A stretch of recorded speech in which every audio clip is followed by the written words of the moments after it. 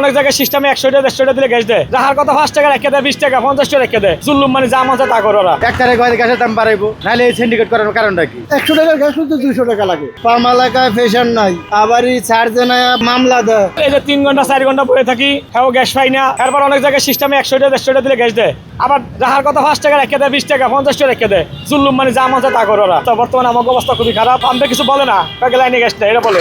এতদিন ছিল নাই, সরকারের কাছে কি বলবো? হেরা বলে গ্যাস নেই, সরকারের কাছে যাইমু, দ্রুত ঝামেলাটা মুক্ত হয়। ব্যাপারটা ওরা এটা সিন্ডিকেট করে, এটা পাম্প আলার সিন্ডিকেট করে। নোয়াখালী রয়্যাল পাম্প আছে একটা, ওরা 100 টাকা করে নেয়, গ্যাস দেয়, গ্যাস ওরা 100 টাকা। 100 টাকার গ্যাস কিন্তু 200 টাকা লাগে। 100 টাকা করে আসতে হবে, তারপরে গ্যাস নেবেন, নাহলে ওইটা অন্য পাম্পে যান, এই পাম্পে গ্যাস নাই। ওরা সিন্ডিকেট করতে হবে। এটা চলছে এই সপ্তাহানিক ধরে। মনে হয়েছে যে আর কি করবেন, এরা সিন্ডিকেট করবো, এক তারিখ গ্যাসের দাম বাড়াইবো, নাহলে এই সিন্ডিকেট করার কারণটা কি? দেশে তো গ্যাসের অভাব নাই। দেখা যায় যে কিছু কিছু পাম্পে ওই দারোয়ান উল্টা গেলে হয়তো 50 টাকা দিলে আরে ওই দেখা যায় যে ডুপার দেয়, ঢুকলে যায় উল্টা যায় গ্যাস লয়ে যায়। ভাই অবশ্যই বলার কিছু আছে সরকারের কাছে।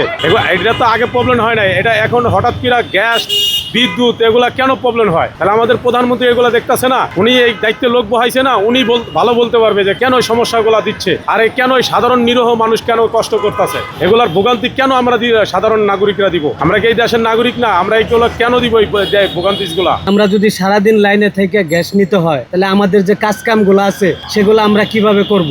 কিছুদিন আগেই তো গ্যাস ছিল, এখন কেন গ্যাসটা এভাবে একবারে বন্ধ হয়ে যাইতেছে? এটা আমরা সরকারের কাছে আবেদন করতে চাই যে আমরা জনগণ খুব কষ্টে আছি। এভাবে যদি দেশ চলতে থাকে তাহলে আমাদের ফ্যামিলি নিয়ে আমাদের চলা অনেক কষ্ট হবে, আমরা দেশে আর থাকতে পারবো না। ভাই এই ব্যাপারে কি বলবো, 2 ঘন্টা 2.5 ঘন্টা লাইনে থেকে গ্যাস পাই না। পাম এলাকায় ফেশন নাই, আবারই চার্জে নাই, বন্ধ করে দেয়, আমাদের মামলা দেয়, অনেক হয়রানি করে। দেখেন, আমরা এই যে 750-800 টাকা গাড়ির জমা দিই, সময় পাই মাত্র 8 ঘন্টা। এর ভিতরে 4 ঘন্টাই জায়গা সিরিয়ালে।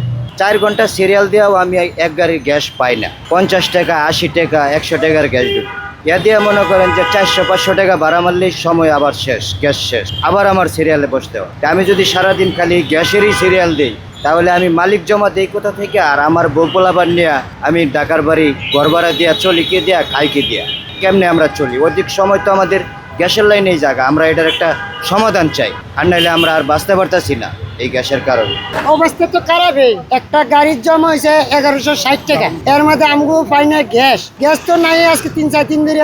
সিরিয়াল থাকতে থাকতে থাকতে থাকতে থাকতে থাকতে যদি গ্যাস দেয় তাহলে 100। আমরা তো দিন আনি দিন খাই, এই জন্য আমরা গ্যাস চলে না। বাসা ভাড়া দিতে পারি না, বউ বাচ্চা আছে, আমার 2টা বাচ্চা আছে। বাচ্চা অনেক স্কুলে যাইতে চায় না, টিয়া ছাড়াও পারবো না, মানে ভরাইতে গেলে তো টাকা দরকার।